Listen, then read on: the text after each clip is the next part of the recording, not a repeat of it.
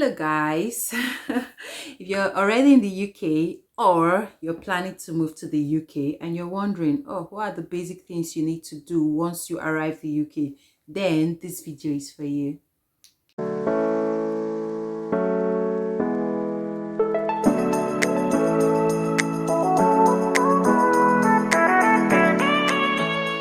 Hello guys, welcome back to my YouTube channel. It's me, the favored one.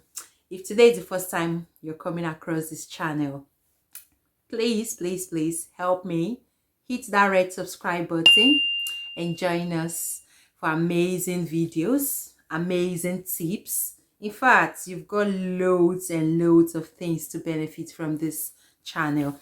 And if you're a returning subscriber, you guys are just the best. Thanks for always coming back. You're the real G. Yeah.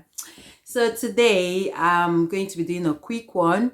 I'll just be giving like some tips, or should I say an idea, whatever you call it, it will answer you. I'm going to be discussing different things you need to do as soon as you arrive the UK. You know, for those planning to come, you might be wondering, oh, what are the things I need to do as soon as I arrive? And then for those that are already here, that have just arrived, and you're wondering, oh, what do I need to do? Okay, what's next for me? Then yeah, just sit back and listen to the points I'm going to be giving you. The first thing I'll say as soon as you arrive the UK is you just need prayer. You need to pray. Yes. My first point is prayer. Yeah. Whatever your religion is, whether you're a Christian, you're a Muslim, or you're a Buddhist, whatever your religion is, or you might not even have any religion, but for me, I'm a Christian, so I believe in God. And yeah, I believe prayer is really key in anything you're doing. So I'll say the first thing you need to do as soon as you arrive the UK, just like you thank God for arriving safely, you pray, commit everything you'll be doing in this UK in the hands of God, you know. Just surrender and ask God for guidance. Pray that you don't fall into trouble. Just pray. Hand the whole journey of being in the UK over to God, so God can as well guide you, and then I bet you will enjoy your stay. And then secondly, I'll say sort out your accommodation. So this is something you should have maybe had an idea about even before you arrived the UK. So depending on what route you're taking, if you're coming to the UK on a work visa, definitely your sponsors should have arranged a temporary accommodation for you, so that's good. But if you're just visiting or you're a student, yeah, so you just need to like, oh, where will you sleep tonight? Where are you going to stay for the first few days?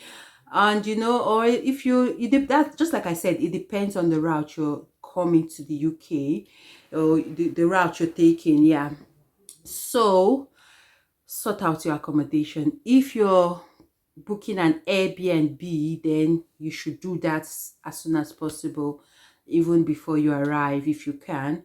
And if you're staying with a friend, then let that friend know how long you're planning to stay, and then don't exceed that duration you've told that friend. In fact, this will lead me to my next point, which is downloading like the important apps, but I'll come back to that. Okay, yeah, so start sorting out your accommodation. If you're planning to stay with a friend, or you plan to stay somewhere for a period of time, stay there. While you're there, start looking for where you want to stay, like start searching. I'm going to like when I talk about the apps, different applications you need to download, I'll be listing out some apps that will be like a guide for you to get an accommodation. And then thirdly, I might be missing out the points, but it's actually in no order. But I'll say the next thing that is really vital is your BRP, which is the biometric resident permit. So If you're coming to the UK, you need it. In fact, you might feel your passport, the stamp is the visa, you're safe, you're okay, you want to forget the BRP. BRP is very, very important. It's your resident permit. You literally use BRP for almost everything here in the UK. So you need to, like, okay, how do I go get my BRP? When you receive your visa, there's always a letter that is attached, like in the envelope. The letter has details of where you're going to pick up your BRP. There's always an address there. And so, yeah, most times it's usually in the post office, and they'll tell you the duration of time you have to go get it, you know. So it's always best, as soon as you arrive, locate that address, go and be sure if it's ready for collection or not, because sometimes they can delay the collection process. They'll tell you, oh, it's not yet ready, but it's always good to go check, you understand. And the next point I'll say is getting a SIM card. Yeah, getting a SIM card is really, really important, because you might come with a SIM card from your home country, and you might be, as soon as you leave your country, of course, you move into that, what they call roaming or something. I don't know much about it, so I don't tell you the wrong information, but what I know is that roaming can be expensive. Yeah, so it's always best you get the SIM card. Now, one tip I'll say is getting a SIM card from the airport is very, very expensive. In fact, we all know getting things or items from the airport is always times 2, times 3 the normal price. So I'll say, if you can order a SIM card to the address you're arriving in the UK here, that would be better for you. And you can always, like, start with a plan. Like, just, you get a SIM card. I don't want to go details because I don't want this video to be long, but okay, let me just give you like a guide. You can get a SIM card on a plan.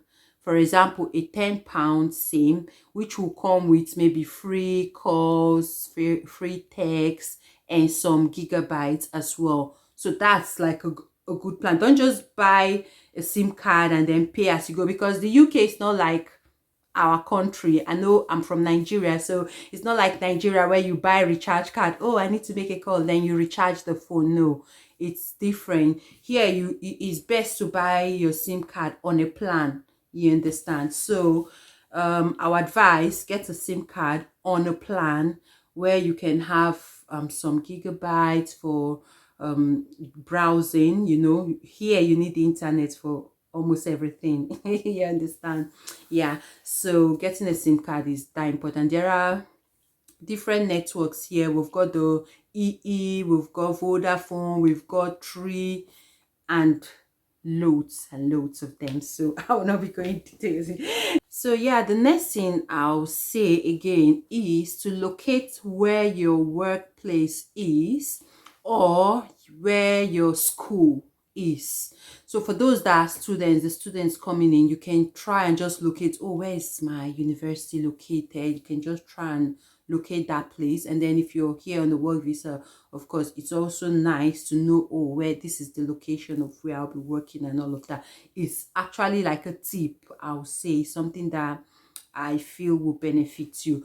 Another thing important you need to do is, which should I say first? Okay, I'll say try and apply for your NI, your national insurance number. Yeah, so you can do this as soon as you've gotten your BRP. You see why I say BRP is very important, because you use this BRP basically for most things, you do in this country. Yeah, so try and apply for your NI, national insurance number. Is really, really important. It takes some time to get that number, and that's why it's just good you apply early. Yeah, and for you to know the procedure, you can just Google it, step-by-step procedure on how to apply for it. It's a very easy procedure, but I don't want to go details into that.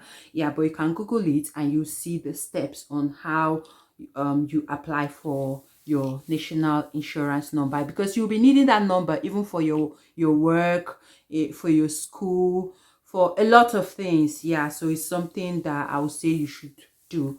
Another point is registering with the GP. Yeah, It's very, very important. You might say, oh, I'm a very healthy person, I don't fall sick. I know, I am too. But you need to register with the GP. It's something that is very, very important. It's something you need to do. The good thing is when you were applying and all, depending on the route I was keeping going back to that, depending on what route you came into the UK with, you must have paid the IHS fee, that's the health surcharge fee. And if you've done that, then accessing healthcare here is free of charge. Yeah, it's free. So why not register with the GP? What harm will it do you to register? So even if you're a person that don't fall sick and all, I always advise register with the GP, and then it's something that is very easy. You could just Google GPs near me. You will see, because it's always advisable to register with a GP that is closest to you in case of any emergency. At least you have somewhere you can just quickly walk down to or run to. Yeah. There's always GP in every like region, every city, every postcode and all of that. Yeah, so you can just Google GP surgery near me, and you see a list, the one that is closest to you. You can ring them, because you see the contact number there, so you can ring them and tell them you want to register. They might ask you some questions on the phone, or they might ask you to come in and get the form.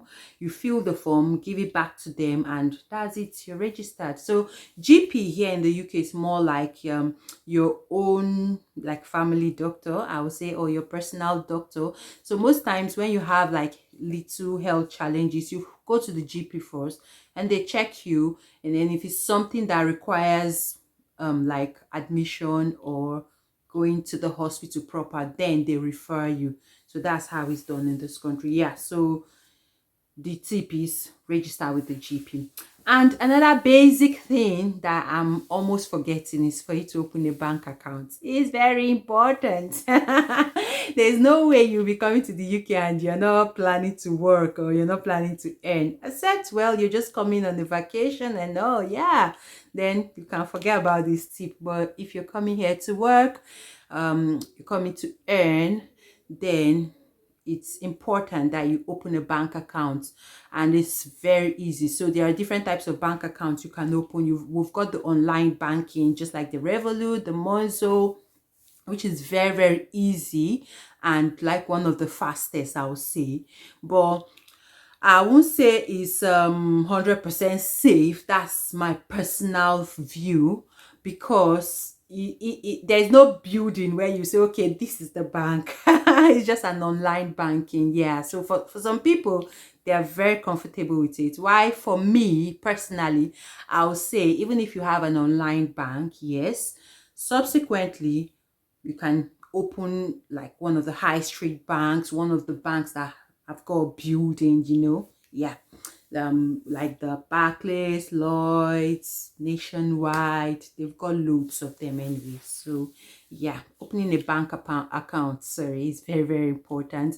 And even if you've got an employer already, they will need that detail. So see. Another tip before I forget is that you register with the Electoral Commission. Yeah, so registering to vote. This is very, very important. Yeah, as soon as you've gotten your accommodation where you're going to live, it's always good to go to Gov the UK and register to vote. So now this is something that is very good. It's more like you're putting down a record that, yeah, you're now in the country.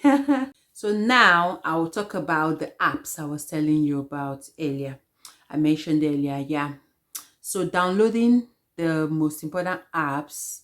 Let me see, how many should I list? Okay, I'll say for accommodation, there are a lot of apps actually. But like we've got Zoopla, we've got Rightmove, we've got On the Market, we've got Open Rent. So these are like basic apps that you can download, and you'd search for accommodation there. Yeah.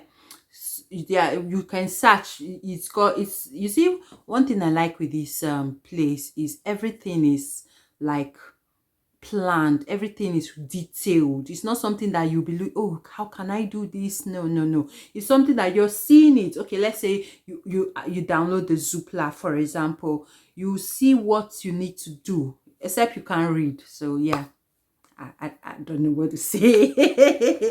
Yeah, but it's very easy. It's something you can do. If you download these apps, you can see, you can search for a suitable accommodation.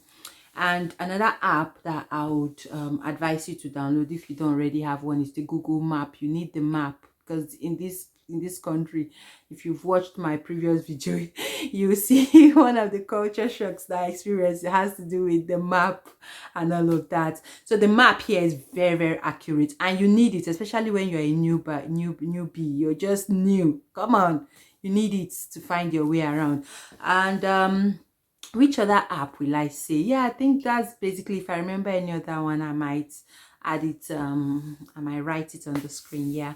And then another point I'll say is, let me just say this last one and then I don't want the video to be too long. So yeah, lastly, I'll say if you can get a bus card for a start, yeah, that would be good. You need to like plan yourself.